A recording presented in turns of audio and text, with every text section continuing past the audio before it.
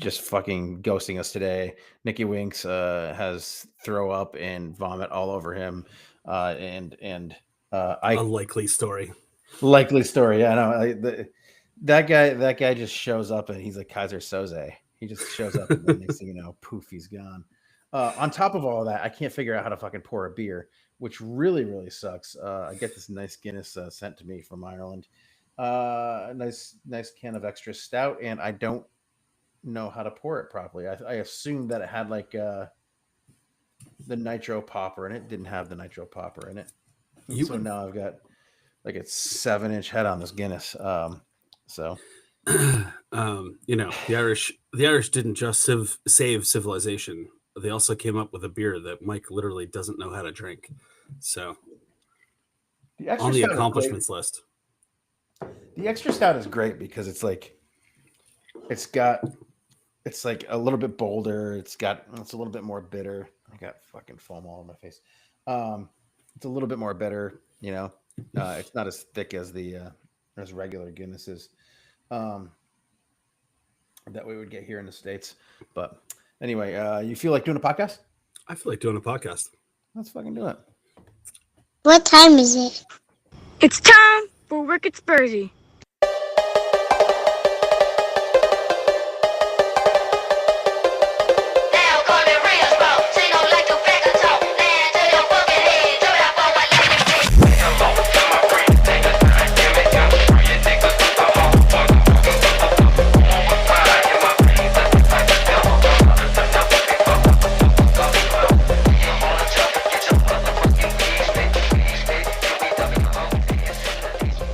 Hey, it's Wicked Spursy. Mike and Brian tonight. Brian from Rhode Island. Haven't seen you in a while. How you doing, buddy? Doing great, man. How are you?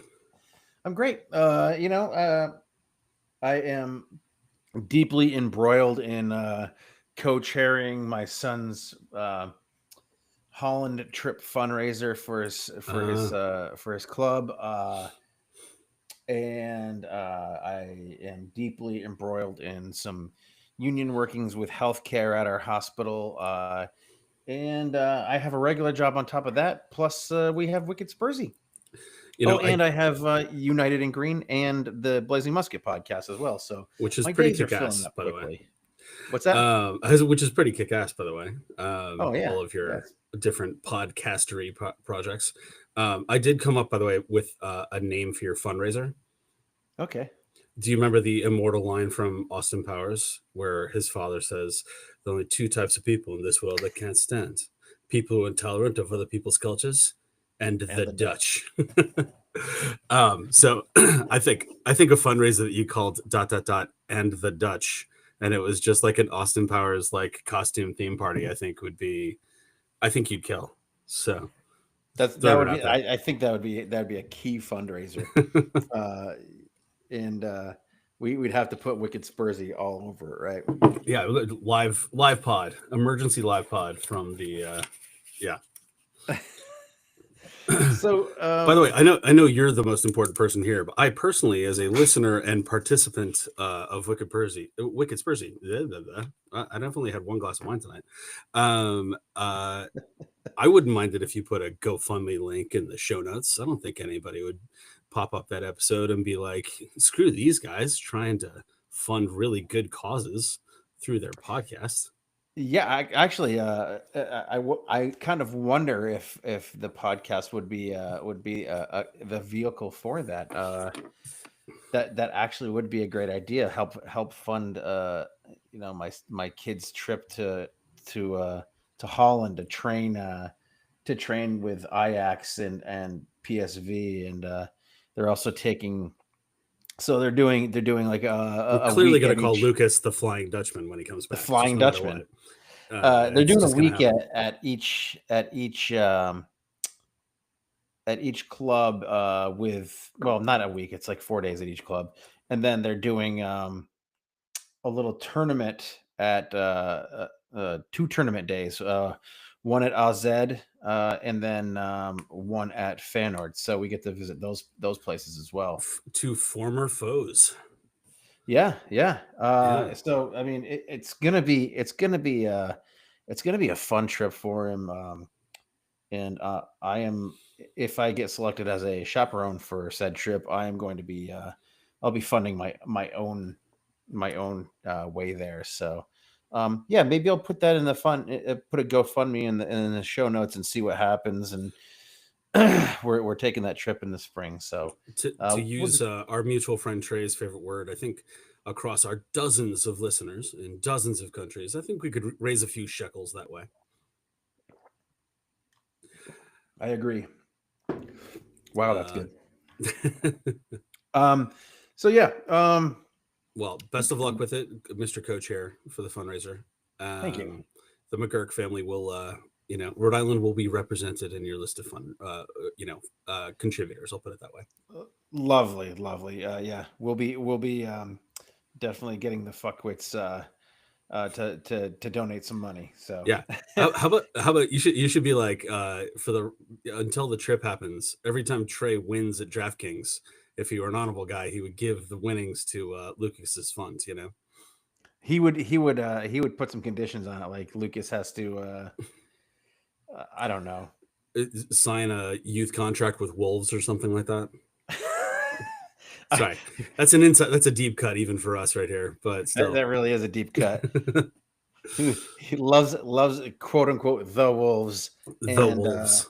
And wears his Brentford t-shirt Yeah. around. See, now if he were on here and he said, we said, why do you like Wolves? And he would say they're a great team, and I would say, don't you mean they is a good team? They is. It is a good team.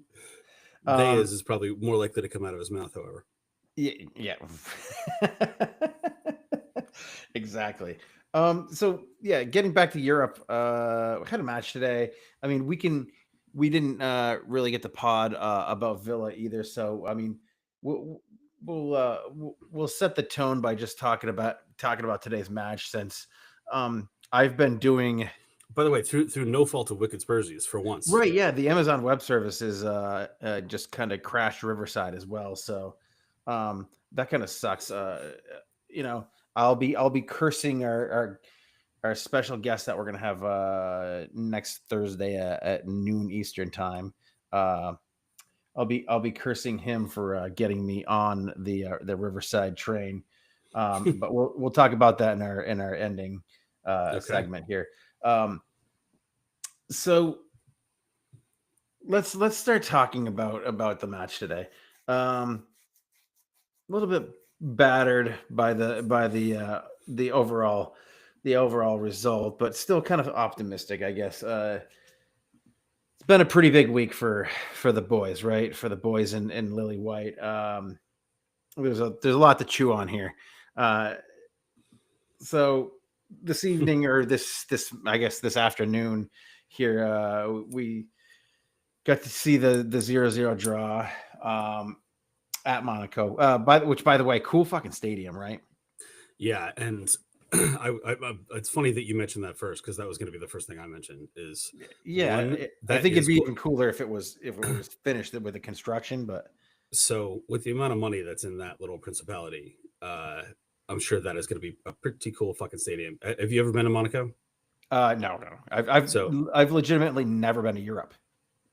Oh man, well, you're gonna have a hell of a summer. But so I lived in Nice, France for a while, which did two things. Got me really pretty good at French. It got me to actively dislike the supporters of Marseille because they're terrifying, and to a lesser extent Nice. They're fine, but Marseille fans are terrifying. Marseille is, to be charitable, like the Bridgeport, Connecticut of the French Riviera. Jesus Christ. It's brutal. It's terrifying. It has lost none of the vicious violence of its like Napoleonic Wars era reputation. So, and then you take a train down the coast for like an hour and a half, maybe a little longer, and you step off into like the 21st century. And Monaco is stunningly beautiful. Everyone that you see is basically like just it's like a fantasy land for it's a Noah's Ark of every beautiful rich person in the entire world. And it's great. There are literally 2 of every kind of beautiful rich person in the entire world in Monaco. I mean, yeah, I mean, I get to see that shit on TV because I'm a F1. I'm an F1 fan. All right. So, Yeah, well, see, that was going to be my next question. So you know what I'm talking about. yeah. And like to them, the Monaco Grand Prix, not like it's not special, but like from a celebrity and money point of view, that's just like another Sunday there. It's just like a completely insane place. It's like Vegas but classy. And so with the amount of money there and the amount of people that love to watch European soccer, it's not surprising that they do have a first division team with actually a pretty decent history. It was sponsored by the Prince, I think, upon its founding, all that good stuff.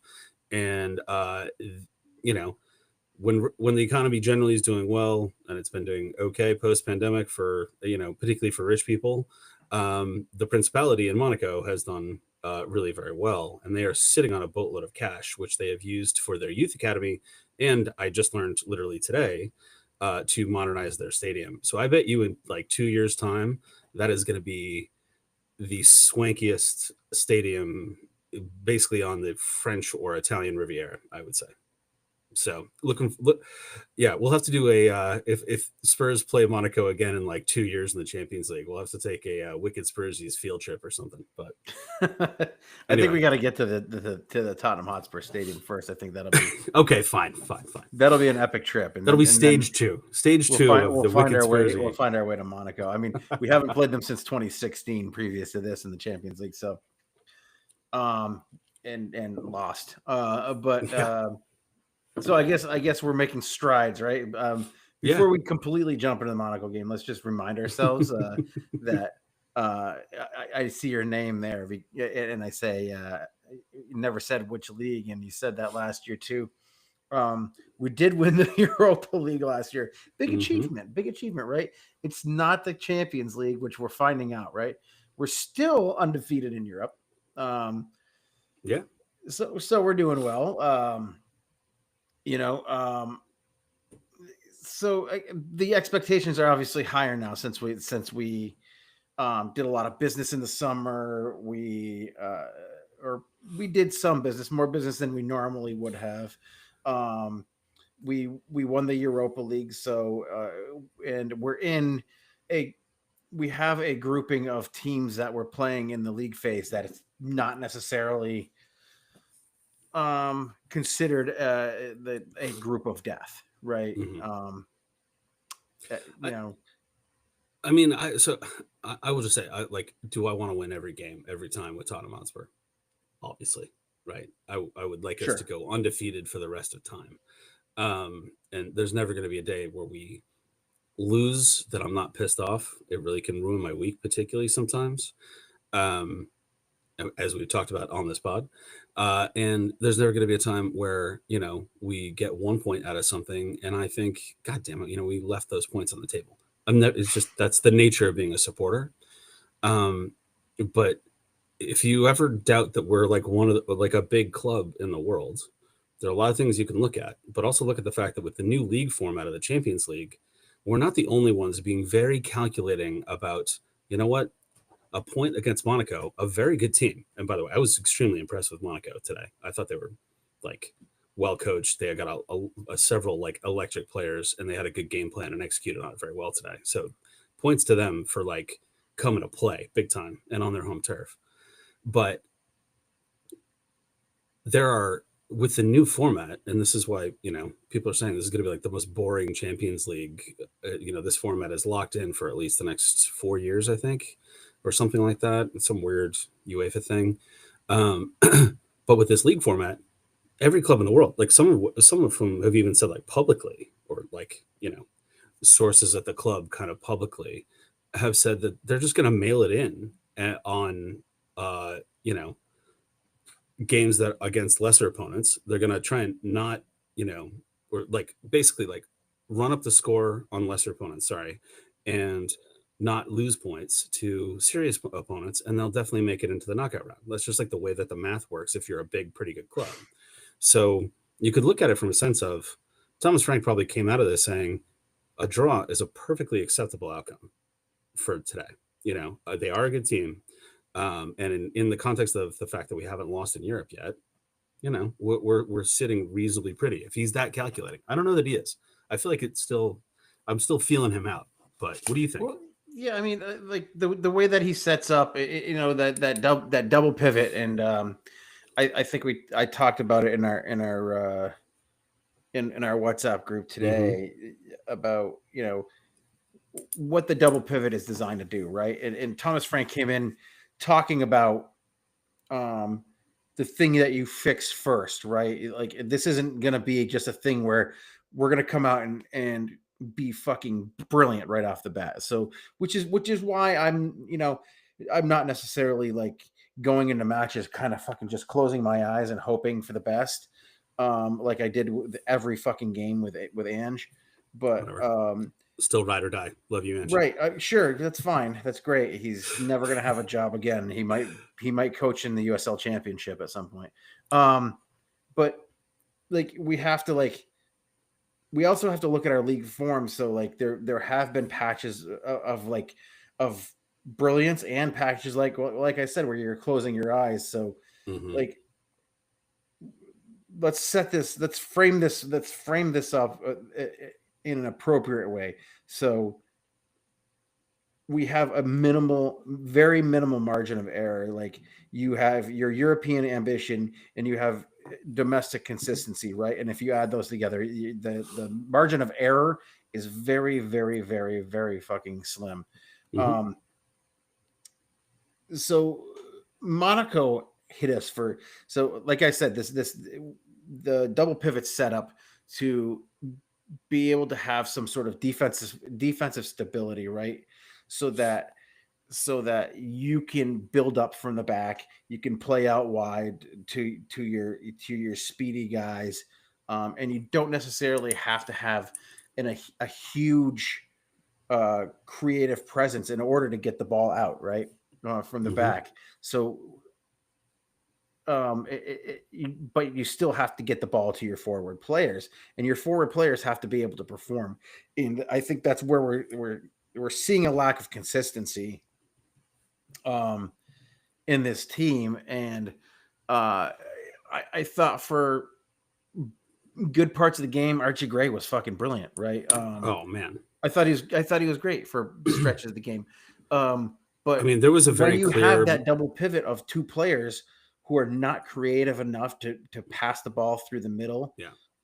You actually do have to have some creative presence in there. And Rodrigo Bentancur and Paulinho are just not going to bring that to you. I didn't like seeing that again. And for some reason, Thomas Frank and whatever he's trying to do has to have Rodrigo Bentancur in that spot.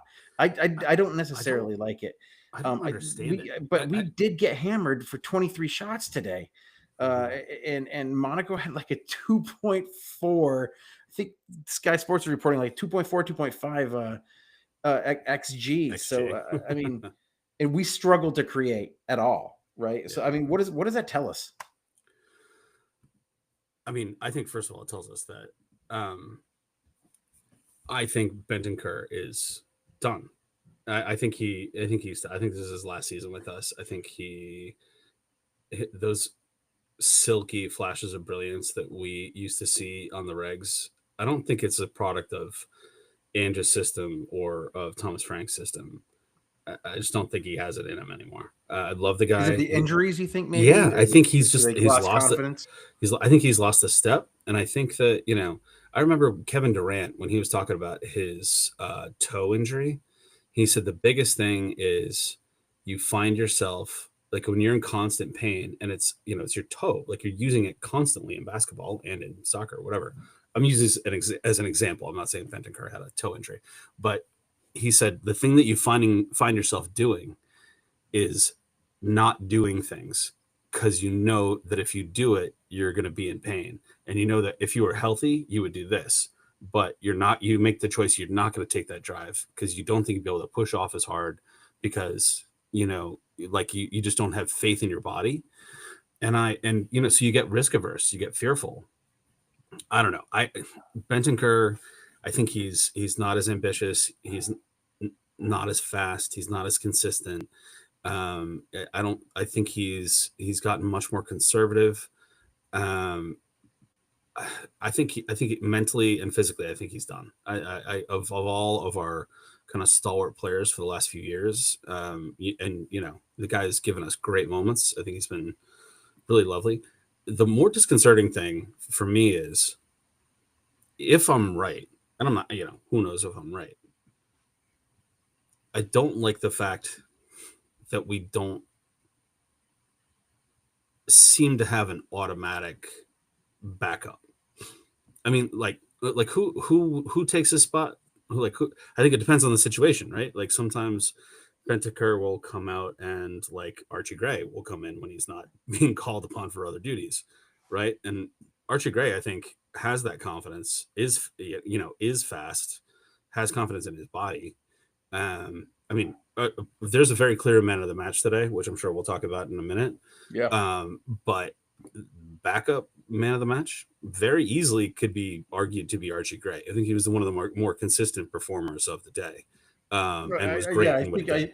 I think when you have somebody you're standing next to, and like a Mickey Van de Ven, who he had a 6-7 out of 10 game for me today. Mm-hmm. He lost his man quite a few times. We left a lot of wide open spaces because of the way we had to defend without Udogie or Romero Mm-hmm.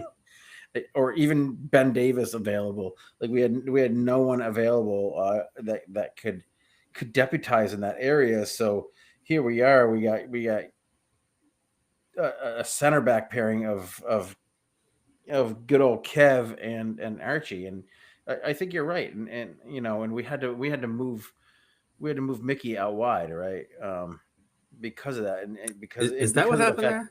What's that? You're always better at tracking like the tactical changes than I am, but that's what happened there with Mickey. Yeah, I mean, it seemed to me that there were times where they were flip flopping back and forth. They, I feel like Archie it wasn't necessarily in the center back always. He you're not saying he was Mickey carrying the ball switched forward official positions, just that he had to cover out wide.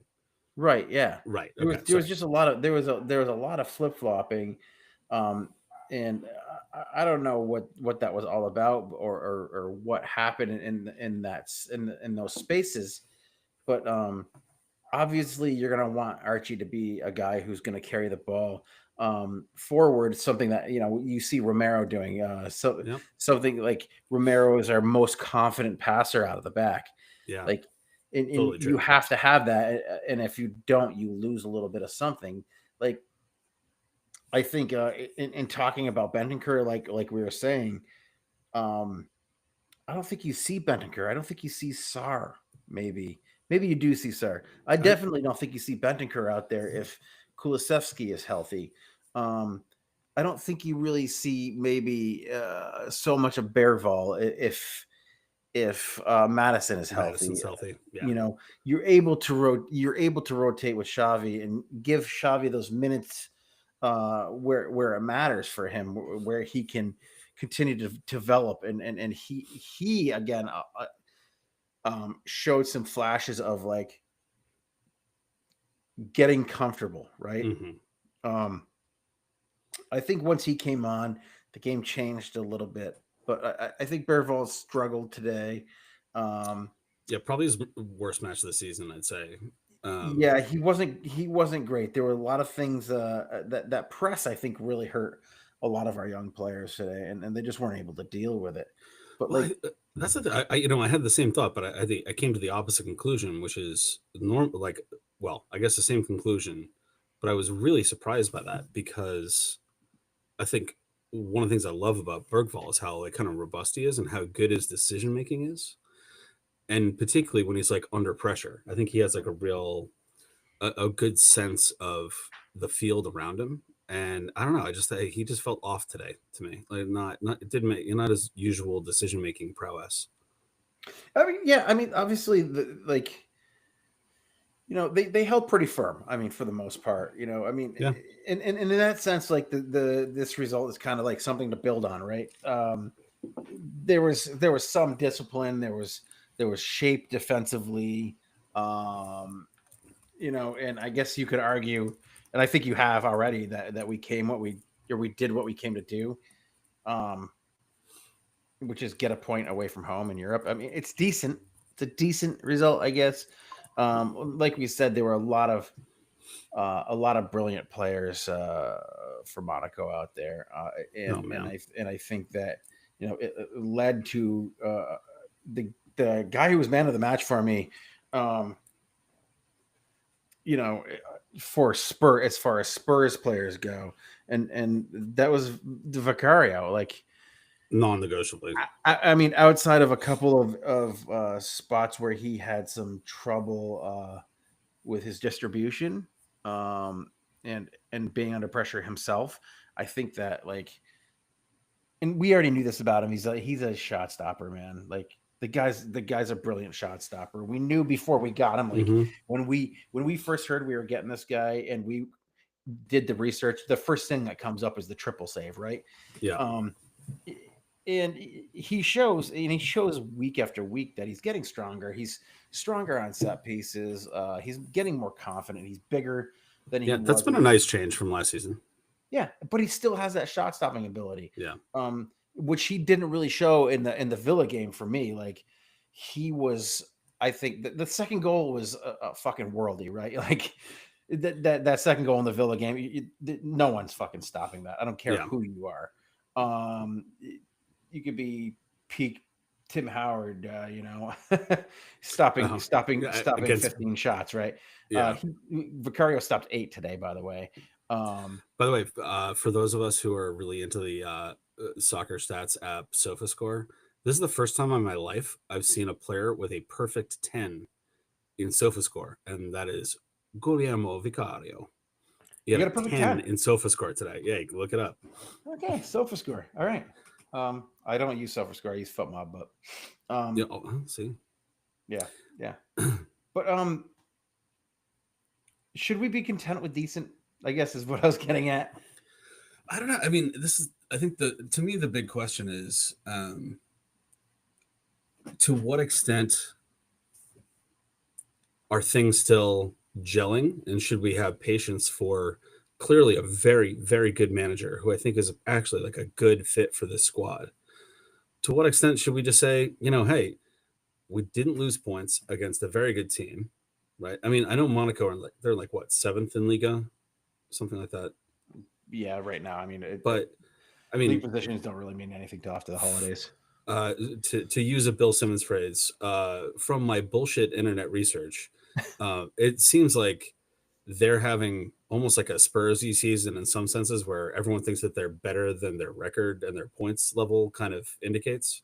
I feel like we've had several of those seasons that we've talked about on this pod about, Jesus Christ, like we are a better team than the amount of points that we have, just like nothing's going our way. It seems like, particularly in the Champions League, that's been happening for Monaco, and it's definitely happening for them in Liga.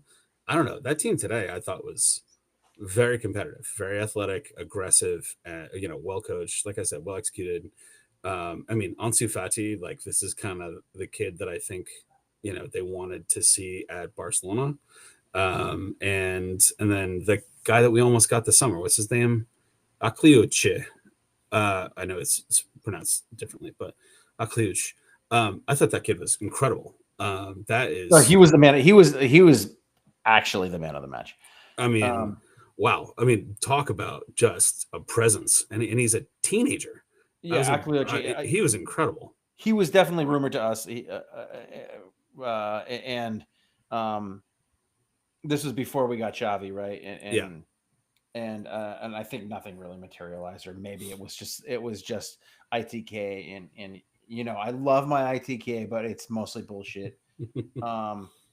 And they wanted a fuck ton of money for him. So, well, I mean, hey, based on today's performance, fair play to Monaco for being like, yeah. I think tactically speaking, like, we were way too cautious out there today. I think, like, at that 56-minute mark where we started making some switches, 58-minute mark where we started making some switches, that's when you got to put your fucking foot on the gas pedal and say, screw this. We feel solid defensively right now. Yeah. Our keeper's got a fucking really hot hand. Let's go after him and see what happens. And I mean, to an extent, they kind of they went 70 in the 65 zone instead of 90 in the 65 zone. Well, I guess to use. I just think we defended deep way too early. That's what I'm saying. That is certainly fair. I think we really let them get after us early in a way that surprised me, and we didn't, like you're saying. I think not having a Romero out there, both for defensive and for incredible through pass ability. Yeah, really there's no creativity coming out of the back at all. But to use your automotive analogy here, I felt like once you had Xavi, once you had Moani, once you had Brennan Johnson out there, okay, maybe we're going 75 or 80 in a 65, but man, that engine sound promises a whole lot of high performance. Like, I don't know, there's something about like the way that those guys move and they're starting to move together that makes me just very excited. I think Koulibaly is going to be fine. I think he's a real talent. I think he hasn't. That's when you're on a team like PSG, you don't have the chance to really showcase yourself. I think that's part of the reason he came here. I can't believe he got a thigh injury. Like, what our luck to have, have Madison and Koulibaly go down in the first exhibition game before he ever made his. Yeah. He got the dead leg and like, yes, the dead leg and the turf toe are way fucking more awful injuries than we think they are. But I'll tell you what, I'm still gonna say, for my money, I used to fucking give dead legs in the hallway at school. I fucking recovered. They recovered. It's fine. Yeah, and when footballer, get out there and play the fucking game. Now, honestly, I think Koulibaly is going to be fine. It just sucks that he is a no option player. He's here to develop for PSG. Yeah, which I know Spurs aren't the development team. We're a Big Six team.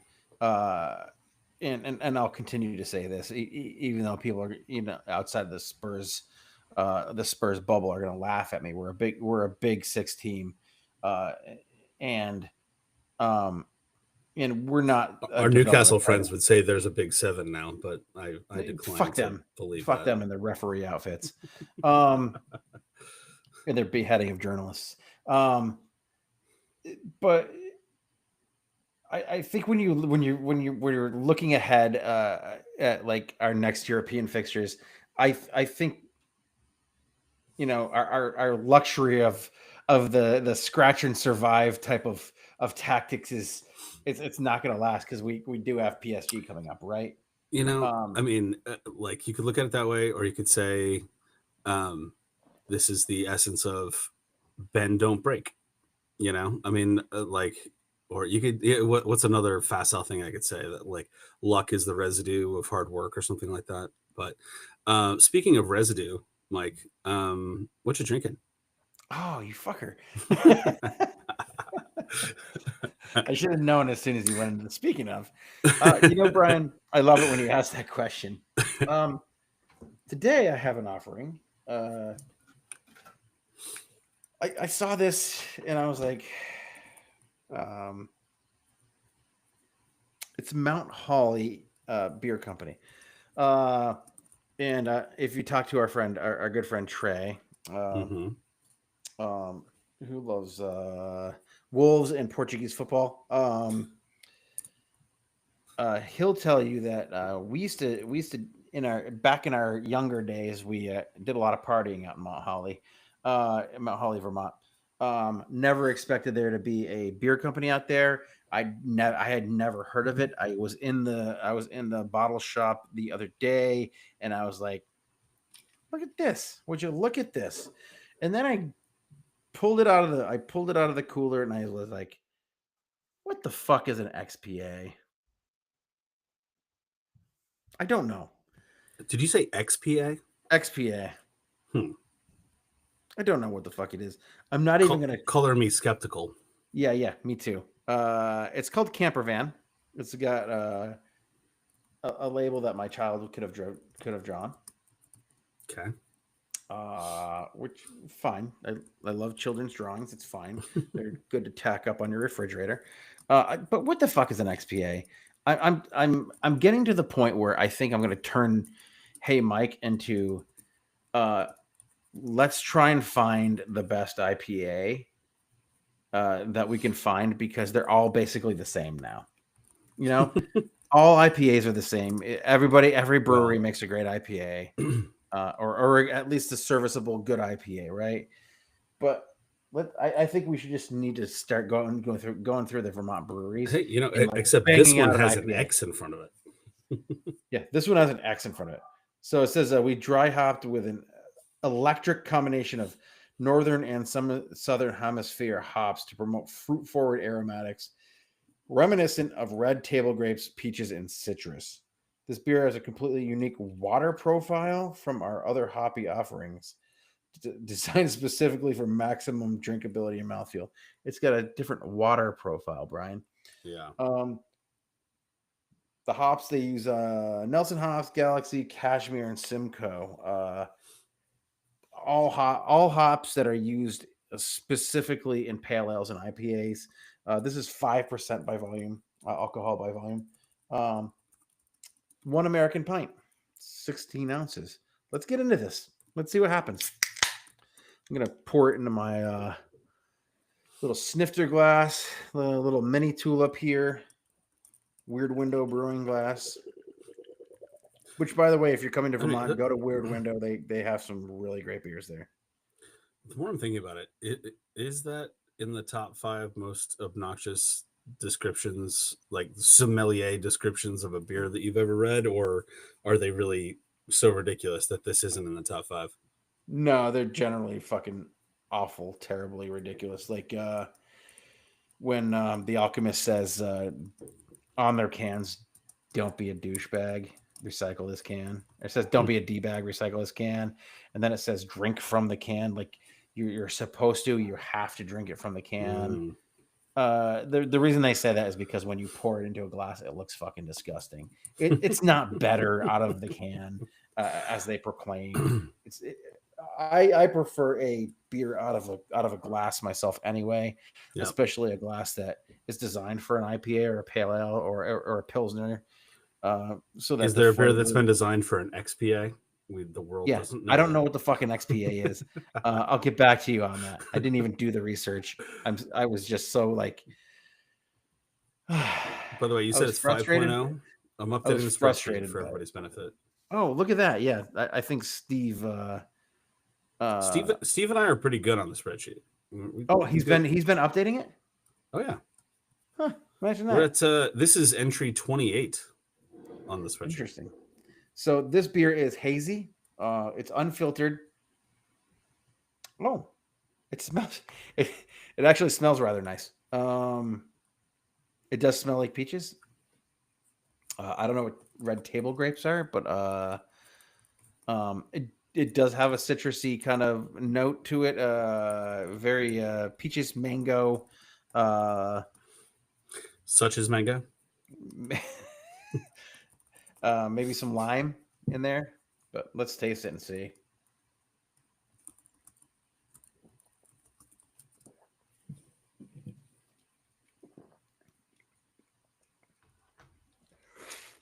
Oh, that's really quite delightful, Brian. Okay. This is a very good beer. Camper Van XPA. Now, how does it taste different from what you would consider an IPA? Is it an extra IPA? Yeah, I don't know. Let's should we ask ChatGPT right here online?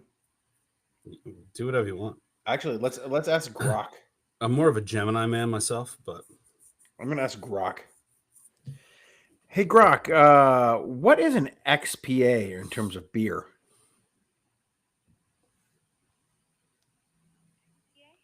That's short for extra pale ale. Basically, a hoppy, sessionable twist on your classic pale ale. Super popular down under in Australia. Think crisp, tropical fruit vibes from loads of hops, like Citra or Galaxy, but lighter body and around 5% ABV, so it's easy drinking without the bitterness overload. Grab one from Prancing Pony if you want to try the OG style. Prancing Pony. Hunting for a new go-to pint?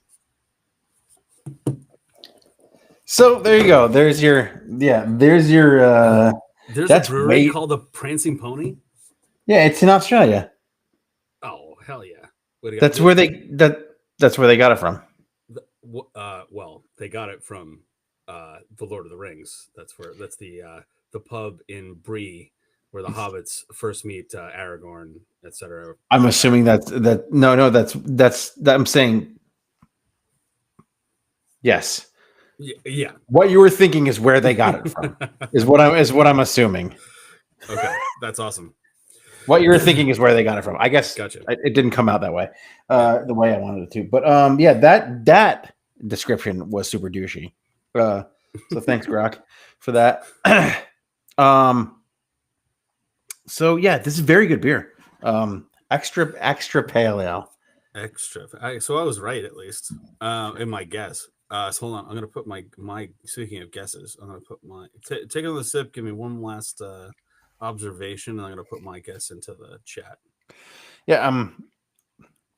Honestly, it does have those notes. I don't know what red table grapes necessarily taste like, or how the unique water profile adds to this beer. It's very good. It's very good. It seems kind of sessionable. Don't look at your phone. It's overly carbonated. It's overly carbonated, but I mean that's not going to detract from it too much. But this has got to be up there around 3.9. God damn it! That was my original guess. Fuck. What'd you say? 4-2 because I'm an idiot. But hey, on the upside, I can't actually lose because I'm the only participant in the game today. So, Brian, there are no losers at the casino today. Who's the big winner? Brian's the big winner.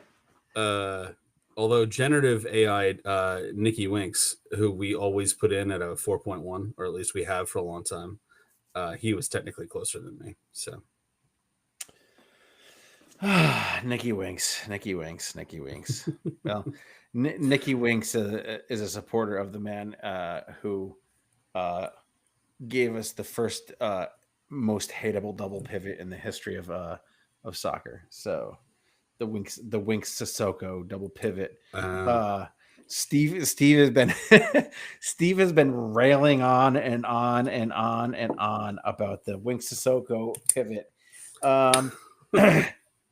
Since probably the first time I met him online before we even started doing this podcast. So he featured on another podcast, another American podcast at one point. And I said, you know what? I think I'm going to contact that guy, and that guy ended up being one of my best friends, and I love to have Steve. So yeah, that's my Steve origin story. And so see, how about that? And so Winks is actually indirectly the Winks Sissoko pivot is indirectly related to you becoming friends with Steve. There you go. That's correct. That's correct. If that's not a silver lining about it on that one podcast, that 90 plus 6 or something else called. If that's not the definition of a silver lining, I'm not sure what is. Yeah. And then we got Nikki Winks, who is the biggest Harry Winks fan of all time. So yeah. He's been following Harry Winks since he was 8 years old, I think. Oh, really? No. Oh, because that would be kind of amazing, actually. If he actually were like a lifelong fan, if you were like a pen pal with Nikki Winks. He's been following the Tottenham Youth Academy since 2001 from the United States. Yeah. Anyway, this was hey Mike, what you drinking? Well done. Yeah. Thank you for that. Yeah, let's talk about the kind of things we got coming up here. Or actually, you know what? Where do you want to go with this, Brian? You're the big winner at the casino. Yeah, I'm just at the baccarat table at the Casino de Monaco tonight. Just rocking around with James Bond. Um, yeah, I mean, we could go a lot of places. I think my question really is a two-parter, but kind of related. Is it okay to still be like, well, we're not bad, and we're more reliable than we were last season, and I'm kind of okay letting us continue to gel? Like, I forget how many games into the season we are right now, but like, I don't know. Is that a morally acceptable place to be? Like, I know we don't live in a particularly patient time in the macro sense, but I feel like almost like Thomas Frank and this team have earned my patience because there's enough there for me to think that even if none of the guys we keep talking about came back from injury, I find myself still thinking like, even just this group of guys, the guys that started or were on the bench in Monaco today, that's a pretty good team. And I don't think they've figured it out entirely, but that's a pretty good team. And I think they can figure it out. So are you feeling patient with Tottenham Hotspur Football Club right now? Are you a little pissed off, a little frustrated? Like where are you at this stage of the season? Well, look, I mean, obviously, like our if we're talking about our bench and that kind of stuff that we're bringing to Europe, we have a homegrown problem. Yeah, We definitely have a homegrown or club train problem in the fact that we're bringing that is a bit guys. embarrassing. Yeah, we're bringing guys like Byfield in there. We're bringing Dane Scarlett, Olusese, who I fucking love. I Yeah. love Olusese, uh, Williams Barnett. Like these guys are never going to see the field, right? So when you're stuck in a situation like that, I mean, I think that Jesus Christ, I got to shut this phone off. And next time on How to Teach Mike How to Silence His iPhone. Dude, it's fucking obnoxious. Like, why am I getting work texts at 9:43 at night? Anyway, when you have to bring those types of players who are academy players, who are under 21s, under 18 players, to European football with you because of your problems with your homegrown situation, it really I think it's telling. On the other hand, it does give us an opportunity to leave some guys at home. Matty Tell, I think Matty Tell going forward is going to be key. I think we got to get him on the right foot. I think that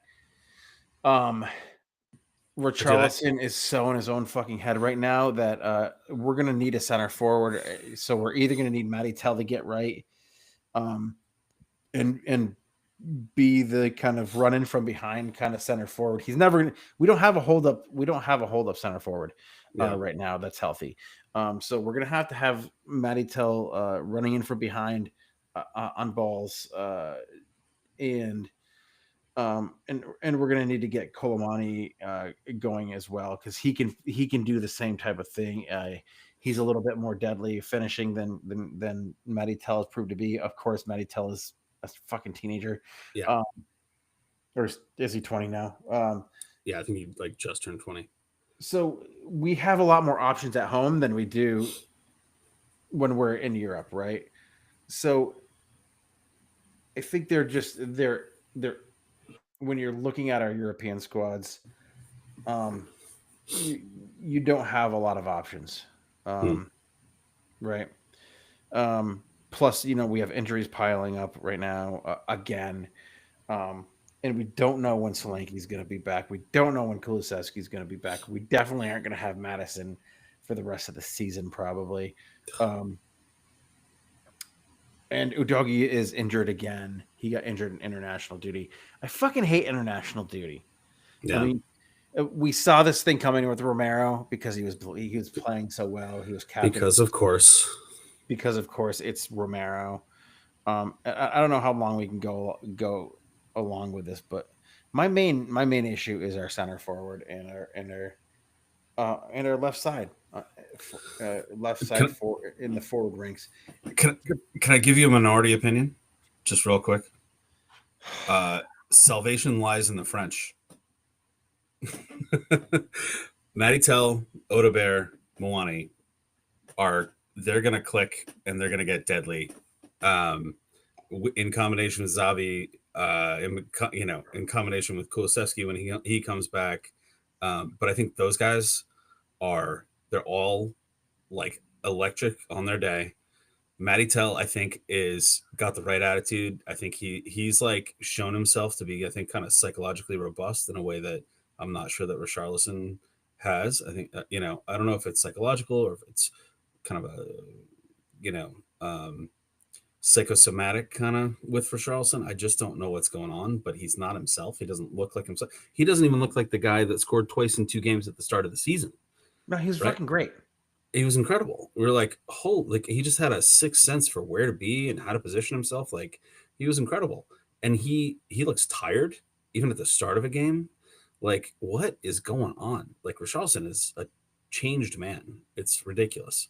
I feel sad. I literally, like, I saw him out there. I was like, all right, Richie, let's go. This is your game. Let's get one back, get a goal, like a real solid old school Richie goal, and that'll set you on your way.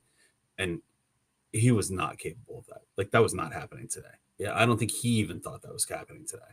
But I think Odobert, God, he's fun. Like, I think he's such like unrefined genius, in a way that, like, by the way, we haven't even said the name Mohamed Kudus today, and who I thought was probably in second place man of the match. I thought which is crazy to think about, but yeah.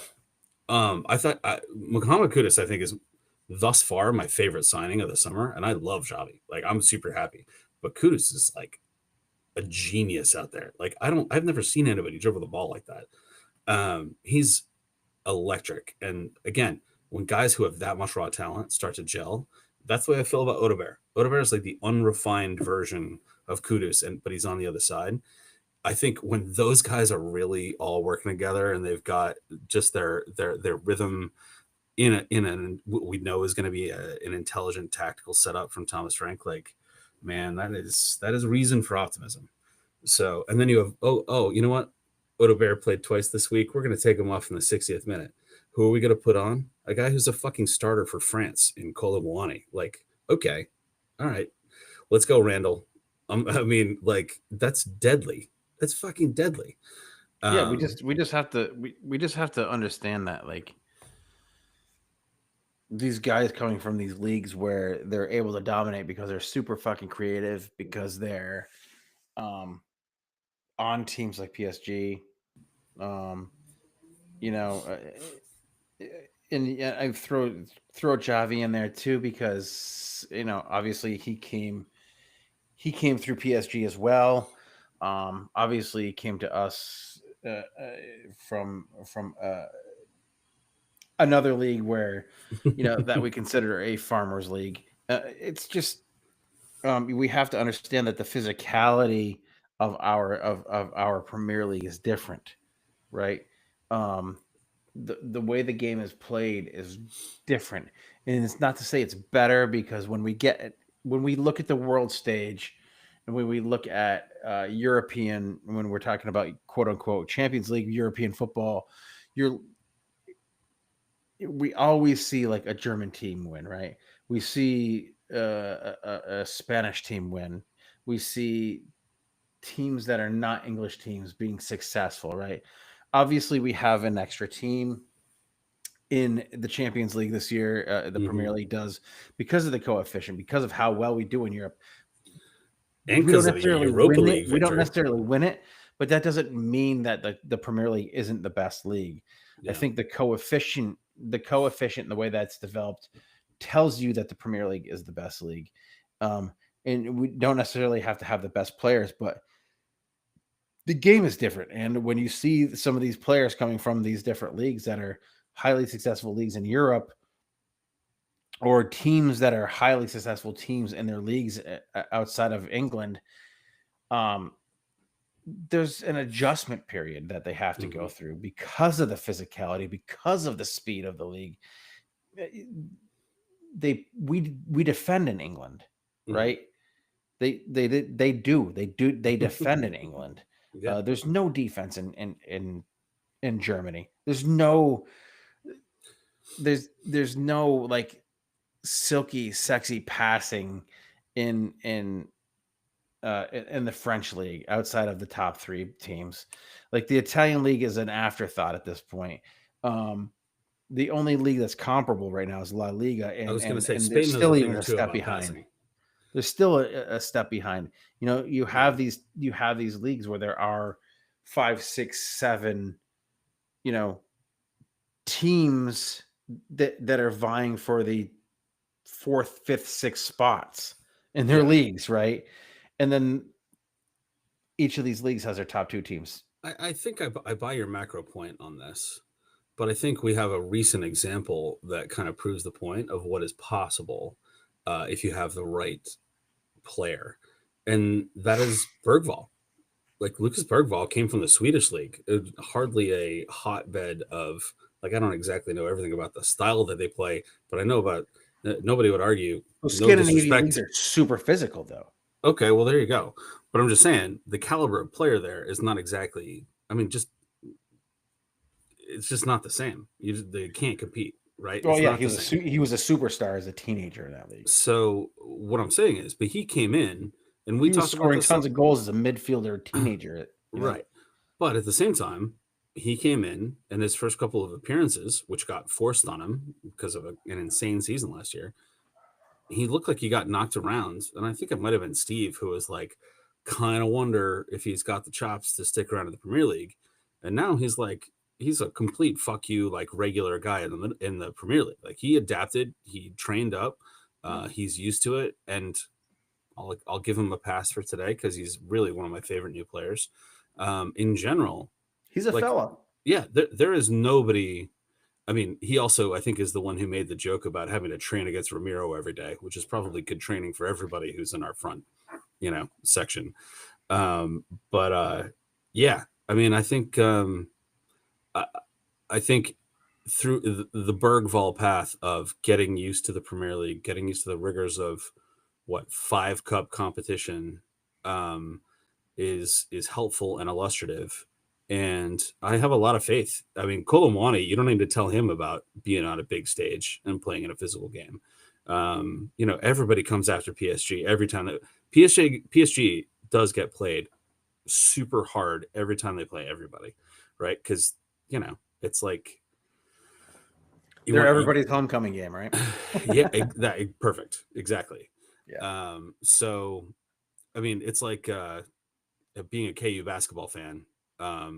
There are coaches in the Big 12 that get multiple $100,000 bonuses if they beat KU in the regular season of Big 12 basketball play.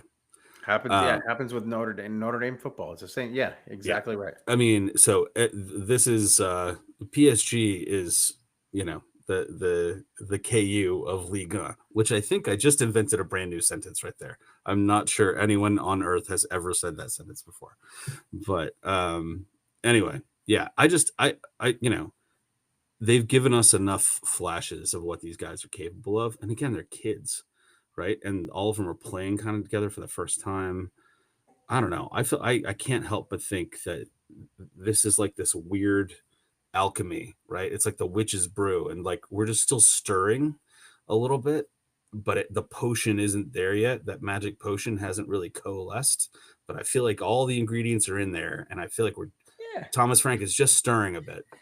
Like I said earlier, I was trying to make a point, but I was fucking scatterbraining all over the place. But like, Thomas Frank was saying, like, this is not going to happen overnight. Like we're building from the back up, right? And what you have to do is you have to get a solid base. You have to be compact. You have to be structured in the back. You have to be able to defend. And we fucking defend really well. I think we've given up fewer goals than any other team in the Premier League so far, outside of Arsenal. Is that right? Wow. Oh, outside of Arsenal, who I think is No. probably going to fucking win the league this year. Whatever. Ease your schedule. Yeah. You can say that in American football. You can't say that in the Premier League. Everybody's got the same schedule. But I mean, so you build your defense, you build your structure, and then you fucking go for it. Then you develop players, right?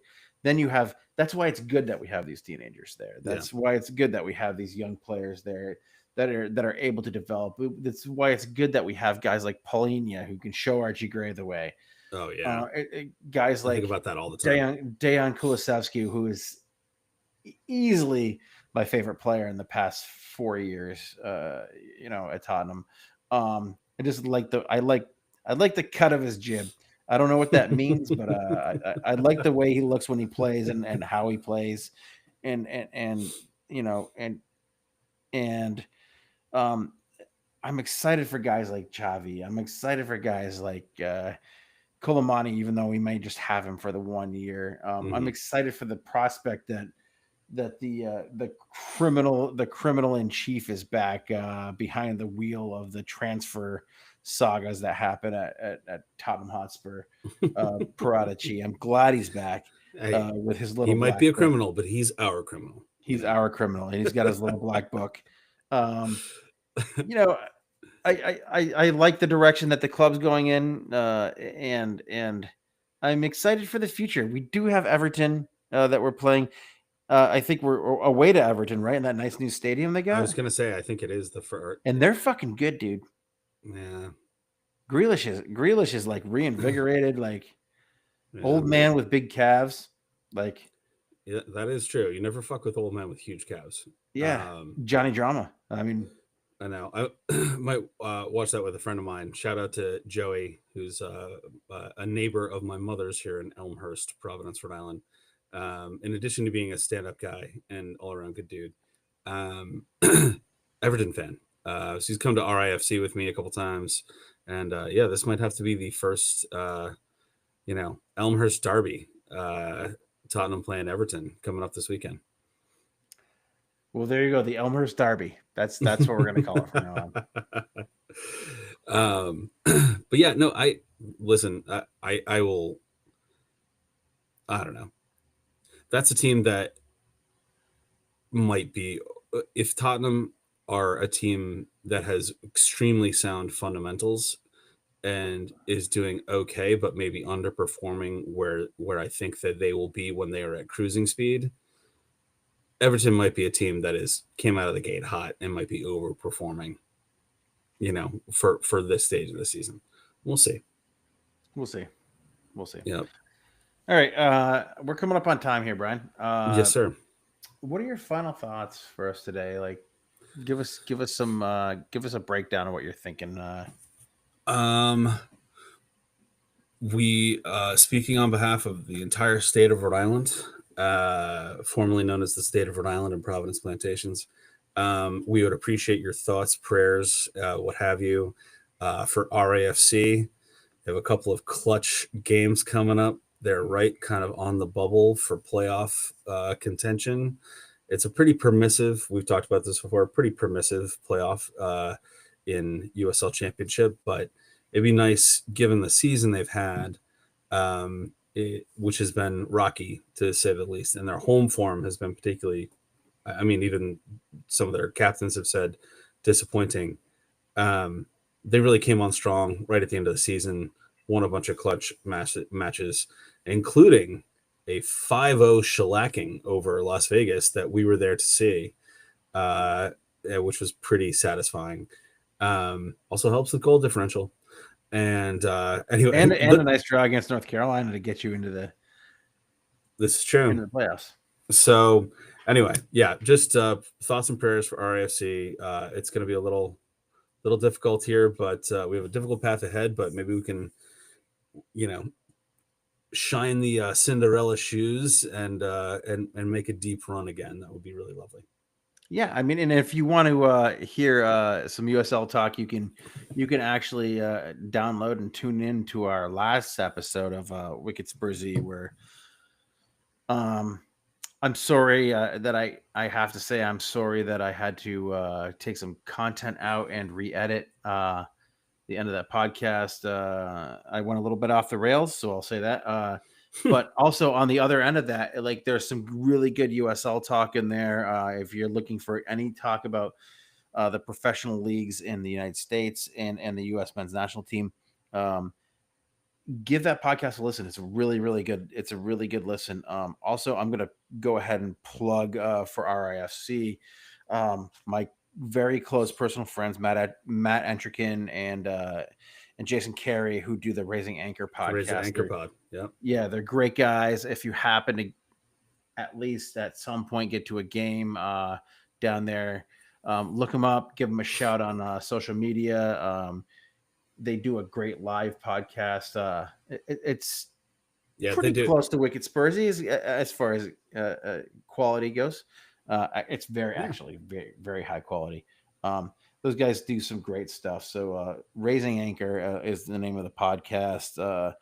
They do a really USL good Championship RIFC podcast. So go do that. Those guys are great. And for my final thoughts, I'm going to say that I think that we're in a good spot at Tottenham. I'm still on board, man. I'm going to be on board for at least 2 to 3 years. We have a group now that is a board that is willing to let shit play out. It seems to me. Let shit play out. See what happens. See where we go with this. I think that as much as I hate to say it, we got to trust the process, because one stupid coach has said that and stolen it from everybody else in the world of sports. But you got to trust the process, let it play out.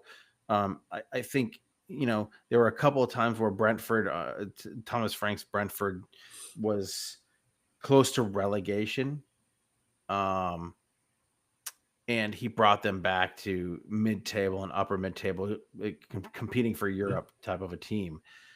He's developed a lot of players without the use of any kind of youth systems at Brentford. So we have to give him time. We have to give him the benefit of the doubt. And I know that it's frustrating to watch. It's not that beautiful football. It's not that swashbuckling, fun, amazing football that we got to see under Ange, when we're actually clicking those first 10 games, and people couldn't figure us out. But he's building something. He's building it he's building a structure from the base up. And I think that base is strong. We defend very well. We defend very, very well. Yeah. And set pieces do matter. Despite what was said by our Australian friend. So I just want everybody to take a breath. We're still in Europe. We're still in all of our competitions. So we're still doing well. And, despite some recent league, fixtures that, we're undefeated away from home in the league. So that is a feat within itself, even going into November. Absolutely. So we are the Wicked Spursy podcast. Make sure you guys go to Blue Sky, go to Instagram to find our links. Make sure you hit that little cog button. When that drops down, you're going to find a auto download. Hit that button. You're going to get us whenever the fuck we come out, and you'll get a little notification probably that it's downloaded. So you can be driving where there's no service and get us. You'll find us on all your favorite podcast platforms as well. So and next week we're going to be talking with Wendy from the Extra Inch. Wendy has been a huge piece of what Wicked Spursy was in the beginning and how it's developed. He's an amazing human being, and we appreciate all he's done for myself and Steve, in the past, and I can't wait to talk with him again. It's going to be great. It'll be he's going to get his fucking jacket. He's going to get his jacket. It'll be his 5th time. So, oh man, yeah, he's incredibly generous with his time, and we really appreciate this. But the big thing that I have to mention about next week on Thursday, we're going at noon Eastern Standard Time, New York time. So if you want to tune in to the YouTube, you can, and you will get to see the one, the only Dave. Oh, Dad's back, kids. Dad is coming back. Awesome. So while it's big that it's windy, it's bigger that it's bigger that it's Dad for us. Live broadcast. Where's the live broadcast from? It's our 200th episode. Oh hell yeah! Awesome. 200. Amazing. Awesome. I love it. Congratulations. Did Seinfeld even make it to 200? I don't know. Who cares? This is more important. This is more important. It's 200 episodes for us. So yeah, join us then, guys. Awesome. Yeah, it's going to be a great time. I wanted to have a bunch more guests on, but like you can only fit so much time into an hour, or so much stuff into an hour of time on a Thursday afternoon. So, I had to cancel some meetings. So we'll just say that. But guys, until the next time we see you, if Steve were here, he would say, I know what he would say. Oh, okay, Brian. I remember. Tell me what Steve would say. Nope. Quiz. Don't be an asshole. Yep. And quiz. Yes. Brian, what would you say? We're going to win the league. Yeah. Which one, though? I never said which league. All right. And me, I would just remind everybody to go out there, be safe, protect your mental health, and for God's sakes, just talk to your neighbor. Just talk to your neighbor. Everything's going to be great. Just talk to your neighbor.